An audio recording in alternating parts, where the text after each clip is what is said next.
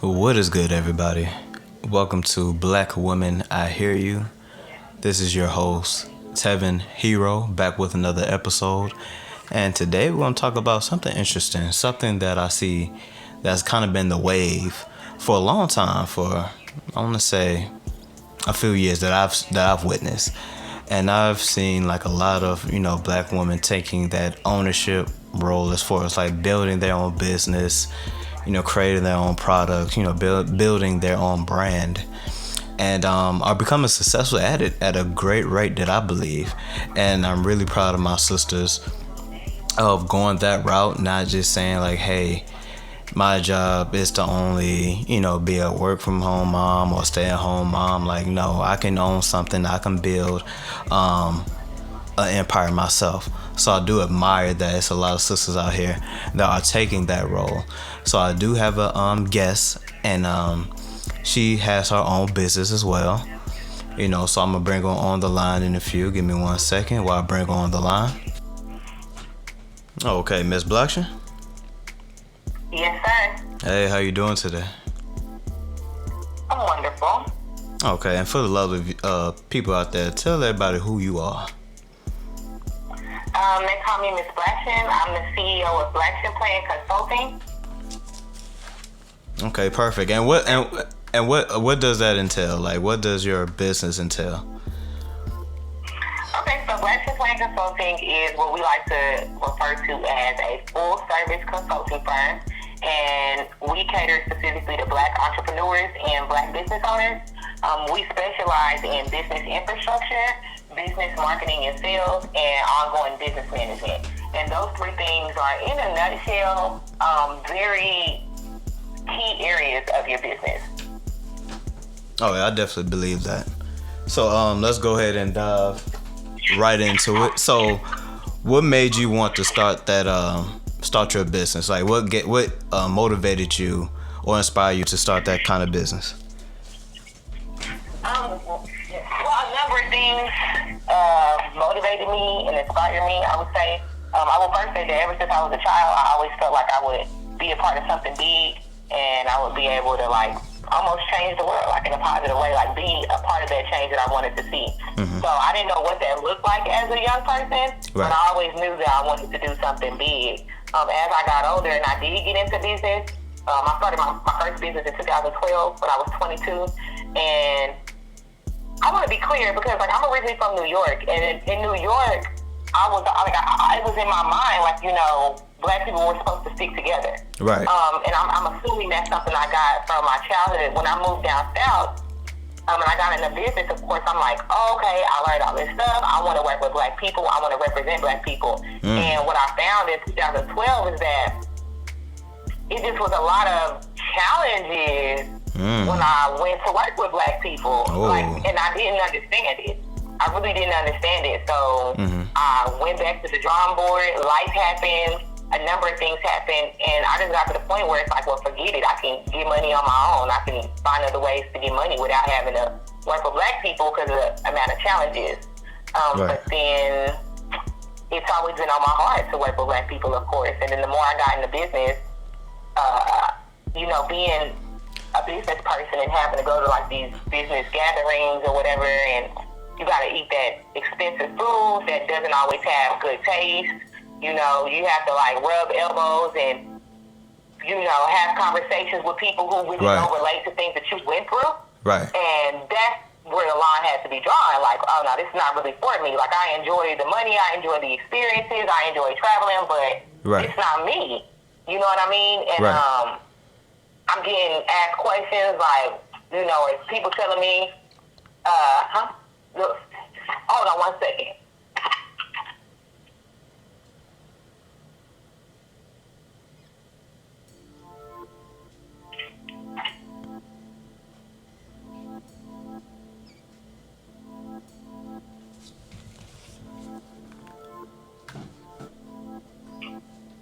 Okay, Miss Blacktion. Yes. Okay. So, I apologize about that little hiccup. But yeah, people, I get asked a lot, or I get told a lot that, you're not like most Black girls. And at first, a little offended by it, just from a lack of understanding. But then, over time, I began to understand where they were coming from. Mm-hmm. And although I understood, I didn't really like it. I didn't like the fact that, you know, people have this perception of black people to the point where they try to single us out as if we're different when we're all one. So right. Yeah, I may do business and, you know, have things going for myself, but it doesn't mean I'm not a black girl. It doesn't mean I don't have similarities to other black girls, to black girls or black women. Right. And a number of those things just kind of got me to the point where it's like, you know what? I really need to figure out how to help my people because, like, we're dope. You know what I mean? And I see right, and I believe on Facebook people have good businesses, big right. brands, and right. I'm just like, I need to figure out how to use my skill set to help black people. And I prayed about it. I thought long and hard about it. And one day the word Blacktion came to my heart because I use action plans with my clients. That's what we do. I put together an action plan, mm-hmm. and then we talk about it, and then we execute. So Blacktion, because I'm like, it's all about being black. So I mixed black and action, made Blacktion, and the rest is history. That's why I created Blacktion plan, just to be a blessing to black people and be a resource for black people. I think, you know, we should all use what we know to help each other out. Right.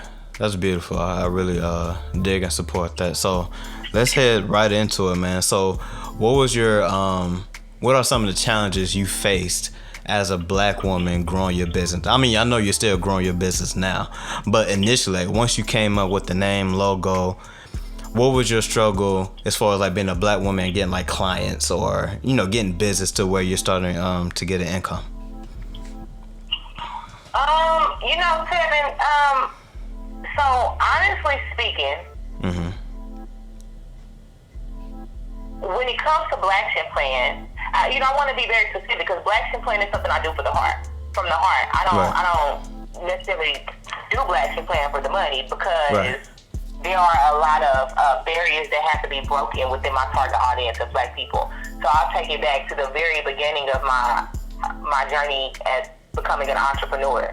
Right. And the biggest challenges I had was just knowing what to do and knowing the right ways to do it, knowing when to do it, knowing mm-hmm. how to do it, mm-hmm. Not being scared, not allowing my feelings to get the best of me.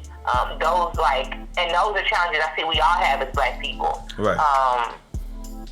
And I'll be 32 Saturday. I started my first business at 22. Okay. You know,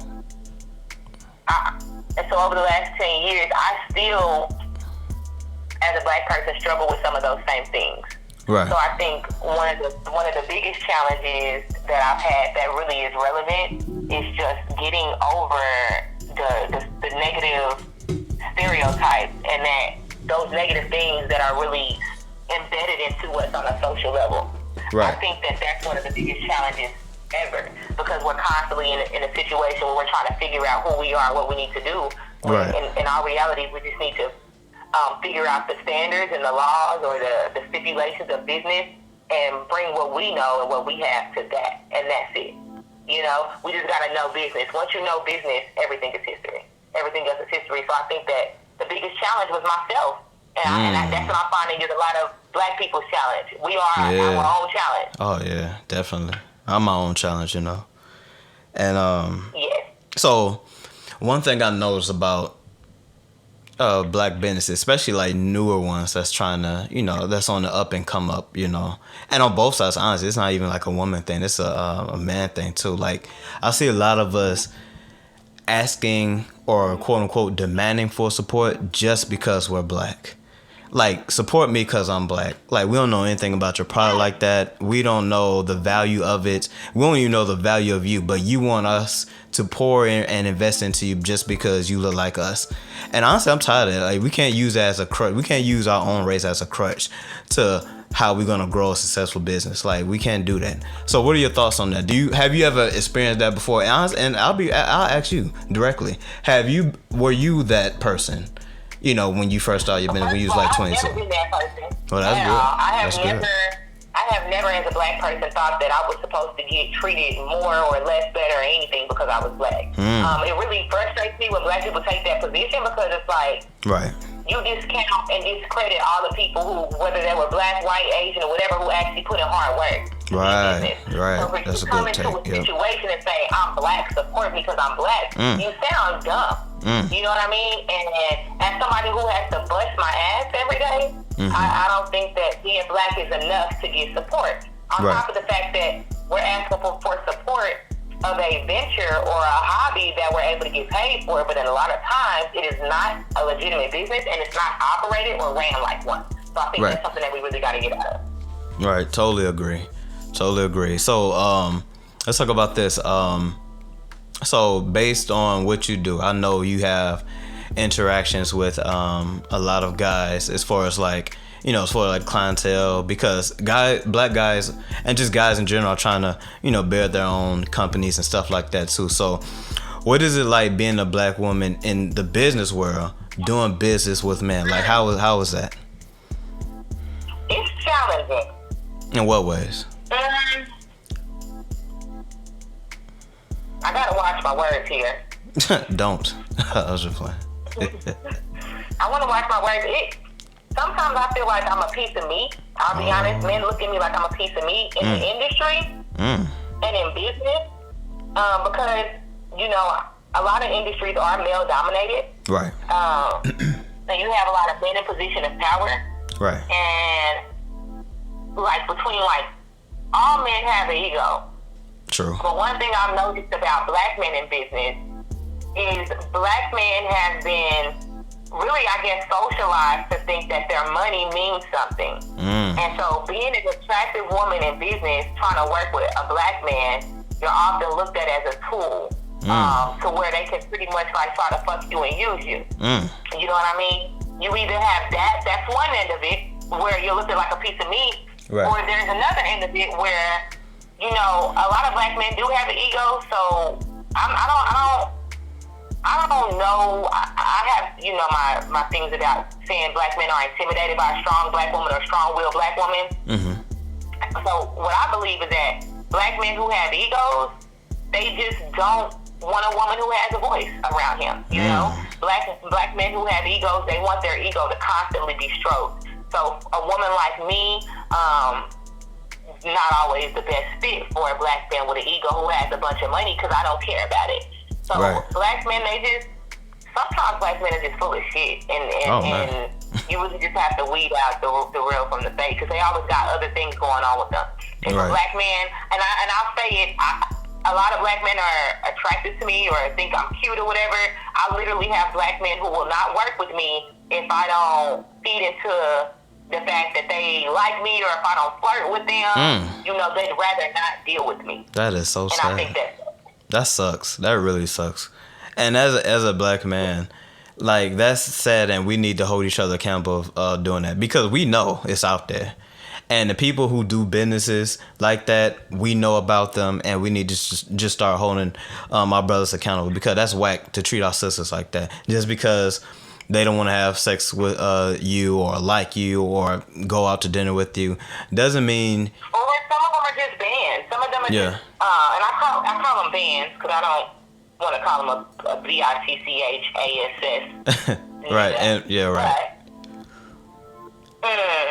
Right. Yeah. I'll tell you a story. When I first got into business, I was in Oklahoma City. You know, Oklahoma City, that's down in the South. They're a little different. Right. But the black radio station, not gonna call out their names, but they know who they are. There were 3 guys, and they know who they are because I always hold them accountable. I even have gone back and bought advertising from them because they really pissed me off. I was fresh in business, and I was trying to partner with the radio station. I was doing PR. Right. And long story short, these men pretty much told me that women cannot come in the industry and do what I'm trying to do. Women cannot come in the industry and make a big impact. They shitted on all my dreams. They told me what I would never be and what I couldn't do. Oh my goodness. You say what happened? No, I said, oh my goodness. Yeah, they did. And hey, it hurt at the time. I'm not gonna lie. I walked out of there crying. I was very upset. I was hurt. But that was years ago, and I've grown to realize that a lot of these black men, just like those black men were, they were peons. They worked for the radio station. Right. So sometimes, you know, as women, we gotta really evaluate and see what position a black man really holds. because like those black men, they could have discouraged me, which they did temporarily. But I had to overstand what was going on. They're peons. They don't want me to do it because they couldn't do it. They got to go work for the radio station instead of building their own radio station. Right. You know what I mean? So right. A lot of black men have the positions that they have because they're being used to be an employee of a bigger name company. You know what I mean? And so sometimes it can be discouraging because we'll think like, oh, we need this opportunity or whatever. But, you know, being a black woman in business, I think all women need to know, like, you know, this is a man's world, but it ain't nothing without a woman. Period. So I totally agree. Let that time fly. I don't know where those men are, but I was 22 at the time. They were all older than me, confident they're still peons and working for somebody else. Meanwhile, I'm on my second business. So there you go. Talk that talk, sis. So let's flip side. So how is it working with black women? Like, is it hard because you're a strong black woman and you're attractive? Is it hard to get black women to support your business as well? You know, I can't. What I would say is, first of all, I don't consider myself a strong black woman. I consider myself a wise black woman. Oh. I don't believe that black women were built to be strong. There's nothing strong about us. We're very vulnerable, sensitive, spiritual humans. Right. So strength is not something that describes us well. Our black men are strong. And we get our strength from our men. You know what I mean? I like that. That's a transfer of energy. That's why we were made man and woman. We were there to help. Right, so I'm a wise black woman. And one thing black women have is we have a voice. And I know how to use my voice. Right. So to answer your question, in terms of other women, I guess they probably, you know, I guess they probably don't support me. I'm not the type of person that really looks for support from people because I actually have clients who are not black. I have other things going on. I will say that I do feel energy, and I feel, because I'm a spiritual person, I feel and it's not even hate or jealousy. Those women are just insecure. You know what I mean? Right. They are not secure with themselves. And since they're not secure with themselves, they may see someone like me, and it may tap into an insecurity. Right. Because they see the outer beauty, or they see the business. So I think that other black women just have to deal with their insecurities, and once they do that, then it won't be a big issue with supporting other women. You know what I mean? I don't want to say that black women don't support other black women, because I think there's a better narrative. I think black women have to deal with their insecurities so that they can have the mental capacity to spread that love elsewhere. Right. Totally agree. That was a good intake on that. So you did mention that you do business with clients of other races. So how is it being a black woman doing business with other races? Do you feel a certain type of energy when you talk business with them? Do they say certain things that make you feel like, yeah, you still need to be in your place while you do business with me, or stuff like that? Like, how does that go down? Other races love black people. One of the slogans, or one of our phrases here at Blacktion Plan, is that our culture is world culture. I tell people I've never, to my knowledge, experienced racism. Right. I may have been in the presence of white people who may have had a bad experience with a black person, or maybe didn't like black people, but they all love me. You know, when you're a black person and you can be true to yourself, and you can just let your melanin love spread, you know, everybody around you will love you, because we're dope. We're naturally dope. We don't have to put an effort to be dope. You know, other races love us. Yes. Other races enjoy being around us. The way I am right now is the way I am with all my clients. I say what I think, I say what I feel, and I'm very transparent about what's going on in my life. And a lot of black people we just don't know what's appropriate and what's not appropriate, and sometimes our timing be off. You know what I mean? Right. Other races love us. They love us to death. They'll do anything for us. You know, but they always want to see what we're willing to do something for ourselves. Right. Yeah, totally agree. And that's good. That's good to hear that from a black woman like yourself. Because I agree, like, we are dope, and our black women are dope too. And just because, you know, we're black and we're this and that, we, like you said, we don't have to add anything to be dope. We're like naturally dope, you know. So that was a good intake on that. Final question, and we'll wrap it up here. How do you market your business? Like, how do you go about marketing and advertising your business? Are you like on social media, or do you do an old school kind of word of mouth? Or like, how do you market your business? So I first want to say there's no one way to market your business. So being someone who I've been in sales and I'm a service provider, I work with a lot of different businesses in different industries. Right. And there's no one way to market your business. So I don't want people to hear this like, oh, I got to do what she's doing. Because Right. what I've done and what I'm doing may not work for your industry. So one of the things that I did starting out to market my business or to get sales, so to speak, is I'm a believer in footwork. I don't have a large following on Facebook, and that's something that I think works to my advantage and disadvantage at times, but given my audience, it works to my advantage because I make money without the clout. I make money without the following because I'm a real businesswoman. I can walk into a business who potentially needs my services and just have a conversation. Right. So I do that still. I still go to businesses. To be honest, I get clients on Craigslist. I know this sounds crazy, but I do. I find the best clients on Craigslist. Facebook, word of mouth. Word of mouth is a huge way. And then they have all these groups on Facebook. Sometimes I'm very inconsistent with social media for my own business. Right. And I'm working on that. But whenever I can go and post a few days and just, make some flyers or share one of my flyers, and I'll pick up clients that way. So I think, and I'm a salesperson, and I have 3 kids. I have other things pushing, so I'm going to get some money, however I have to. Amen to that. So you just have to figure out what works for your industry. But how I do it, I do a number of things. Sometimes I post a video. Right. Like, I'll do a number of different things in an effort to get my clients. But word of mouth is extremely effective nowadays. That's something that has been effective. People will refer you business if you're worthy of being referred. Perfect. Okay. So we're going to close out on that. Any word of advice, Ms. Blacktion, to any aspiring sister that want to start her own business? Do you have any words of advice? Yeah, I would first say get to know yourself and love yourself, and loving yourself, appreciate everything about you, good, bad, or indifferent. Find out what your strengths are and use those strengths to your advantage. Amen. Ms. Blacktion, so good to have you on the line and on the show. You really gave a lot of wisdom, encouraging words. Can you let the people know before you go how they can reach you and what's your website?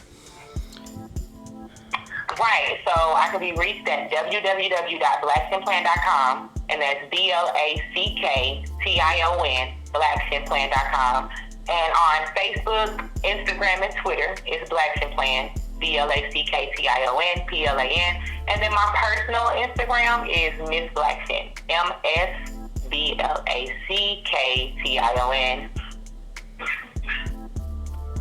All right, thank you so much for that. All right, well, that wraps up another episode.